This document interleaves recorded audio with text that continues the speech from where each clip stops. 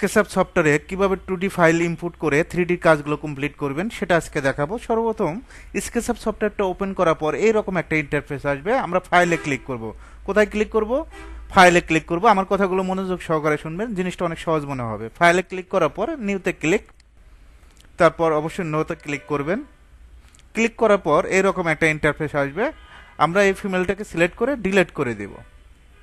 ওকে, এখন যেহেতু আমরা অটোক্যাডের ফ্লোর প্ল্যানের কাজগুলো করতে পারি, 1 ইউনিট 2 ইউনিট 4 ইউনিট অনেকগুলো ফ্লোর প্ল্যান থাকতে পারে, আমরা ফাইলে ক্লিক করব।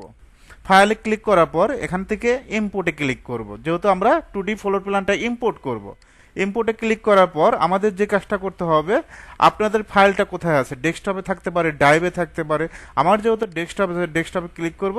এখানে কি নামে আছে? মাসুম শিকদার নামে অথবা রূপ নামে থাকতে পারে। আপনি যে নামে অটোক্যাড ফাইলটা সেভ দিয়েছেন সেই নামটাই সিলেক্ট করবেন। আমি এই ফাইলটাই সিলেক্ট করব, মাসুম শিকদার। জাস্ট ক্লিক করে ইম্পোর্টে ক্লিক করব, ক্লোজ করে দেব। এখন আমাদের এটা অরবিটের সাহায্যে ঘুরাবো। এখানে দেখবেন যে অরবিট লেখাই আছে। অরবিটের জাস্ট অরবিটের সাহায্যে ফ্লোর প্ল্যানটা একটু জুম করব। মাউসের হুইল বাটনটা আপ ডাউন করবেন, জুম হবে। এখন আমরা যদি সর্বপ্রথম একটা কলামের কাজটা করাই, আসলে ফাইলটা ইনপুট করলাম, আসলে কাজটা ঠিকভাবে হচ্ছে নাকি সেটা তো দেখতে হবে। তো আর্থে rectangle, first point click, second point click করবেন, পিতে পুশফুল, এখান থেকে 10 ফিট হাইট দেব।